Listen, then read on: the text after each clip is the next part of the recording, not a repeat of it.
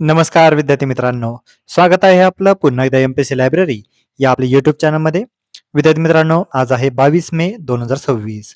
सुरू करूयात आजच्या चालू घडामोडी. आज आपण पाहणार आहोत जागतिक जलशिखर परिषद 2026 ही कुठे झालेली आहे या संदर्भात माहिती. प्रगती 2026 हा नुकताच लष्करी सराव पार पडलेला आहे या संदर्भात माहिती. तसेच भारतातील पहिला हवामान डेरिव्हेटिव्ह करार रेन मुंबई हा नुकताच संमत झालेला आहे या संदर्भात देखील आपण आज माहिती पाहणार आहोत. त्यामुळे या संपूर्ण महत्त्वपूर्ण चालू घडामोडी व्यवस्थितपणे समजून घेण्यासाठी व्हिडिओ शेवटपर्यंत अवश्य पहा. सर्वप्रथम कालचा एक प्रश्न. काल व्हिडिओच्या शेवटी मी तुम्हाला एक प्रश्न विचारलेला होता. भारत फोरकास्ट सिस्टीम कोणत्या संस्थेने तयार केलेला आहे? तर याचे योग्य उत्तर आहे पर्याय क्रमांक 4 IITM. आता आपण आजच्या दिनविशेषकडे वळूया. आज आहे 22 मे. 22 मे 1772 राजा राममोहन रॉय यांची आज जयंती. त्यांच्या महत्वाच्या कार्याबद्दल माहिती जाणून घेऊया. 1814 मध्ये त्यांनी आत्मीय सभा स्थापन केलेली होती. 1828 मध्ये ब्राह्मो समाजाची स्थापना त्यांनी केलेली होती. त्यांच्या महत्वाच्या वृत्तपत्रामध्ये संवाद कौमुदी हे 1821 मध्ये बंगाली या भाषेमध्ये छापलेलं होतं.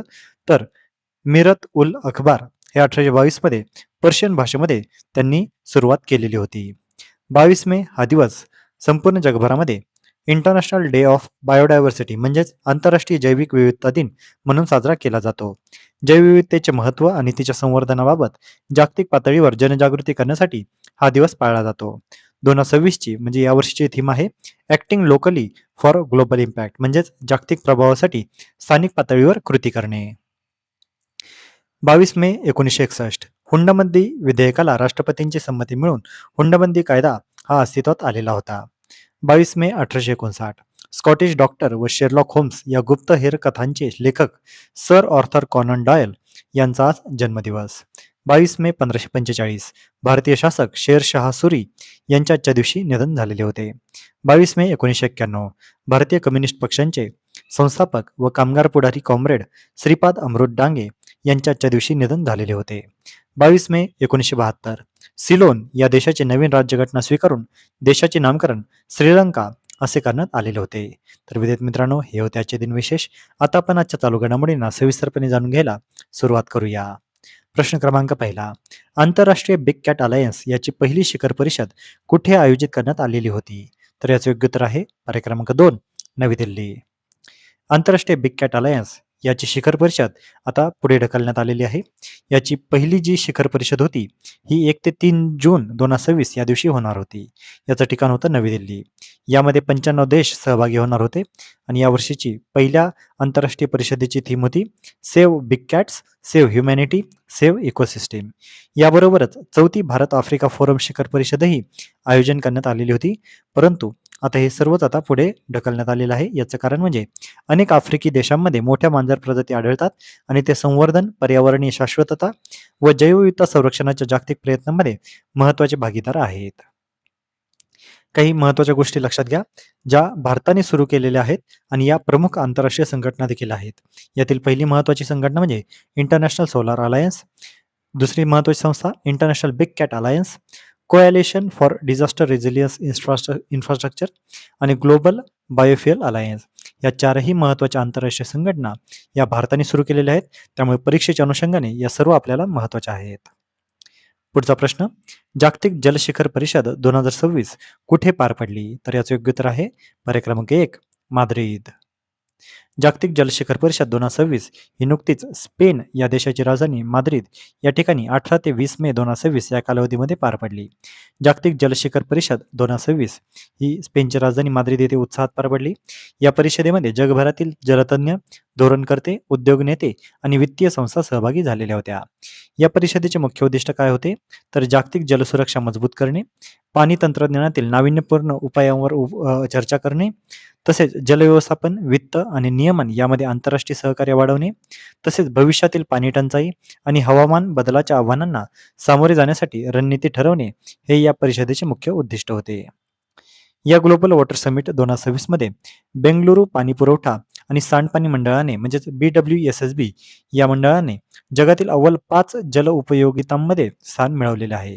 यांना युटिलिटी ऑफ द इयर श्रेणीमध्ये मान्यता देखील देण्यात आलेली आहे. त्यामुळे लक्षात घ्या विद्यार्थी मित्रांनो, जागतिक जलशिखर परिषद 2026 ही स्पेन या देशामध्ये माद्रिद या ठिकाणी परिषद पार पडलेली आहे आणि यामध्ये बेंगळुरू पाणी पुरवठा सांडपाणी मंडळाला युटिलिटी ऑफ द इयर या श्रेणीमध्ये मान्यता देखील मिळालेली आहे.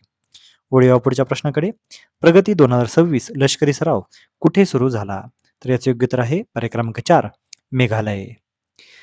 मेघालय या ठिकाणी प्रगती 2026 लष्करी सराव याची सुरुवात 20 मे 2026 या दिवशी झालेली आहे. भारताच्या नेतृत्वाखाली आयोजित करण्यात आलेला प्रगती 2026 हा महत्त्वाचा बहुराष्ट्रीय लष्करी सराव मेघालयातील उमरोई या ठिकाणी सुरू झालेला आहे. या सरावामध्ये भारतासह एकूण 13 देशांचा सहभाग असून प्रादेशिक सुरक्षा आणि लष्करी सहकार्य अधिक मजबूत करण्यावर भर दिला जाणार आहे. प्रगती या या शब्दाचा पूर्ण अर्थ आहे partnership of regional armies for growth and transformation in the Indian Ocean region. आता ज्या अर्थाने ह्या मल्टीनॅशनल सराव असणार आहे त्यामुळे याचे मुख्य उद्दिष्ट आहेत हिंद महासागर क्षेत्रातील लष्करी सहकार्य वाढवणे, दहशतवाद विरोधी समन्वय मजबूत करणे, संयुक्त प्रशिक्षण आणि सामरिक कौशल्य वृद्धिंगत करणे, तसेच प्रादेशिक शांतता व सुरक्षिततेला चालना देणे हे या लष्करी सरावाचे मुख्य उद्दिष्ट आहे. यामध्ये कोणकोणते देश सहभागी आहेत तर Bharat, Bhutan, Cambodia, Indonesia, Laos, Malaysia, Maldives, Myanmar, Nepal, Philippines, Seychelles, Sri Lanka आणि व्हिएतनाम. प्रगती 2026 हा सराव भारताच्या सुरक्षित आणि सहकार्यपूर्ण हिंद महासागर या धोरणाला बळ देणारा महत्वाचा टप्पा मानला जात आहे. पुढचा प्रश्न. रेन मुंबई हा करार कोणत्या संस्थेने जाहीर केलेला आहे? तर याचे योग्य उत्तर आहे पर्याय क्रमांक 3, NCDEX. रेन मुंबई भारतातील पहिला हवामान डेरिव्हेटिव्ह करार आज झालेला आहे. 20 मे 2026 रोजी national commodities and derivative exchange म्हणजेच NCDEX ने रेन मुंबई हा भारतातील पहिला सेबी मान्यताप्राप्त हवामान डेरिव्हेटिव्ह करार जाहीर केलेला आहे. हा करार मुंबईतील जून ते सप्टेंबर या मान्सून कालावधीतील पावसाच्या प्रमाणावर आधारित असून तो IMD म्हणजेच भारतीय हवामान विभागाच्या अधिकृत आकडेवारीनुसार कार्य करणार आहे.